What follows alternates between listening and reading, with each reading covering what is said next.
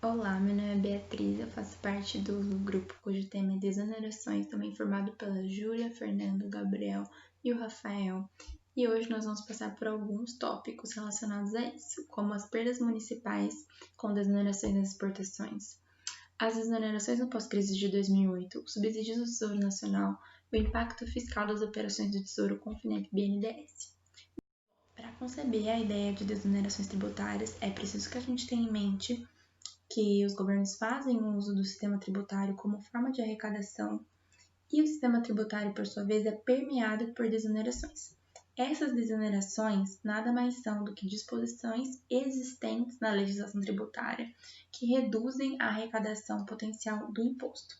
De maneira geral, para resumir, as exonerações fiscais e os gastos tributários, ou gastos tributários, porque também podem ser assim chamados, se referem a um tipo de gasto do governo que só é realizado por meio do sistema tributário.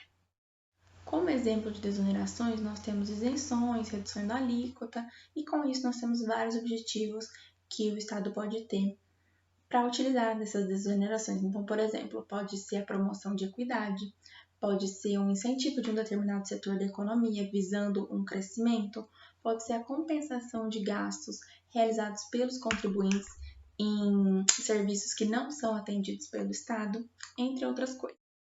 Em suma, aqui no Brasil, a Receita Federal considera esses gastos tributários como gastos indiretos, porque o governo realiza por intermédio do sistema tributário, visando atender objetivos econômicos e sociais e constituem uma exceção do sistema tributário de referência. Bom, falando um pouquinho agora sobre as perdas municipais com as desonerações nas exportações, a gente tem que, em 1996, foi criada a Lei de Candir. Ela tinha o objetivo de expandir, de aumentar as exportações brasileiras, tornando os produtos mais baratos, mais competitivos. Só que para isso, haveriam desonerações no ICMS, o que prejudicaria os estados e municípios. Por quê? Porque o ICMS é um imposto estadual e 25% da sua receita é repassada para os municípios. Tanto que, para que essa lei fosse aprovada, o governo federal ele assegurou que existiriam medidas de segurança para garantir que, se esses entes tivessem uma perda, uma queda de arrecadação, o governo faria repasses para compensar essa perda. Só que, na realidade, esse valor não era compatível. Tanto que, em 2004, a gente tem a criação de um novo auxílio chamado de FEX, e tanto esse auxílio quanto a Lei de Candir passaram a ser pré-definidas os seus valores, né, na LOA, o que gera um problema porque ela não torna vinculada à quantidade de exportação. E tanto que, para ter uma ideia, em 2015, o FEX, junto com a Lei de Candir, tiveram um repasse aí de aproximadamente 900 milhões de reais, e esse valor representa cerca de 3% do que era para esses entes terem recebido de repasse do ICMS, se ainda existisse. Então aí a gente vê a discrepância que tem entre o valor que é compensado e do que eles realmente deixaram de receber. Tanto que em 2016 teve uma PLS que tinha o objetivo de beneficiar, né, estados e municípios, fazendo com que as compensações fossem exatamente correspondentes ao valor da receita perdida pelas desonerações nas exportações. Então a gente vê aí que esse sistema, né, das desonerações do ICMS, ele foi incapaz de garantir que os estados e municípios fossem prejudicados pela ausência do repasse do ICMS.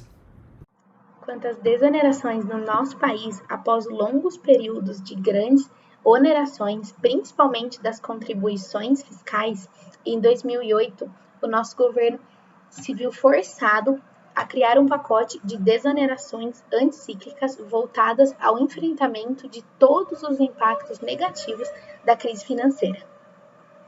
Com isso, o foco principal foi a redução das alíquotas tributárias de dois dos mais importantes impostos do nosso país, o IPI e o IOF, com o objetivo principal de reativar a economia brasileira. Mais tarde, também ocorreram diversas desonerações voltadas à criação de muitos incentivos fiscais aos investimentos e à indústria, fazendo cair muito todos os custos de aquisição dos bens de capital e também de todos aqueles impostos previstos nas folhas de pagamento. Neste cenário também é muito importante falar das desonerações sobre a renda, o lucro e os ganhos de capital e a essencialidade de dois dos maiores programas de desenvolvimento do país, o PAC e o PDB. Entretanto, em 2011, quando parte dos impactos da crise pareciam ter sido superados, iniciou-se então o desmonte de muitos desses pacotes anticíclicos, além da retomada de muitos pagamentos de vários tributos que lá na crise haviam sido prorrogados. Além disso, é muito importante pontuar as desonerações e as mudanças da base de incidência das contribuições previdenciárias no nosso país até meados de... O Boletim de Subsídios é produzido a cada 2 meses pelo Tesouro Nacional, trabalhando tanto na esfera do PIS, o Programa de Sustentação do Investimento, e os empréstimos ao BNDES. Sendo assim, o objetivo é apresentar o impacto fiscal das operações do Tesouro e os valores inscritos em restos a pagar. A primeira publicação deste relatório foi feita em 2015 e segue praticamente o mesmo exemplo, o mesmo padrão. É tratado especialmente por 2 tipos de subsídios: os explícitos, que possuem uma natureza financeira, e os implícitos, que possuem uma natureza creditícia. Esse primeiro grupo ele é referente ao desembolso do Tesouro, ao BNDES e ao FINEP. Isso por conta da diferença entre a taxa de juros e os empréstimos concedidos. Ou seja, os desembolsos são realizados por meio das equalizações tanto do preço quanto dos juros. Já os implícitos são os gastos decorrentes de programas oficiais, que oferece condições mais acessíveis para os tomadores do que o mercado próprio pode oferecer. Outro ponto que o boletim também apresenta é a questão dos estoques dos restos a pagar, a RAP, que são despesas com compromisso de utilização do orçamento estipulado. E quando um produto ou um serviço é contratado, por exemplo, é feita a reserva deste orçamento para o pagamento futuro. Então, após a liquidação, é realizado o pagamento do bem ou do serviço.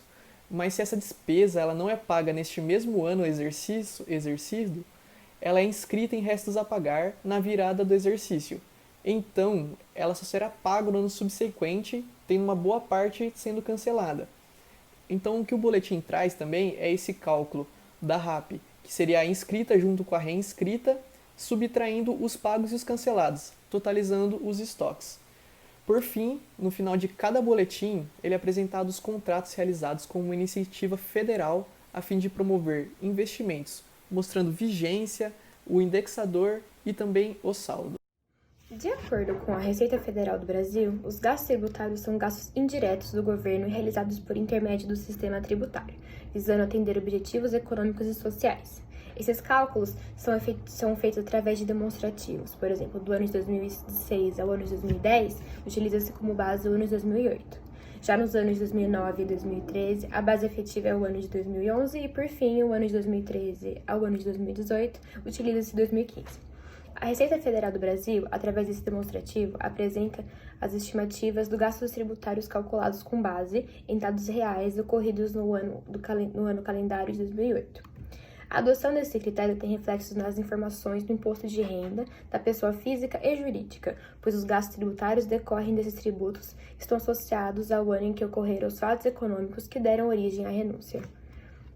Já a partir da análise de 2009, a mudança metodológica do cálculo dos gastos tributários do país, nos últimos anos, consistiu na divisão dos contribuintes por faixa de renda, a aplicação da alíquota marginal específica de cada faixa correspondente sobre o valor dos rendimentos isentos e não tributáveis e sobre as deduções do rendimento tributável, enquanto que anteriormente era aplicada a alíquota média do imposto de renda da pessoa física sobre o valor total desses valores.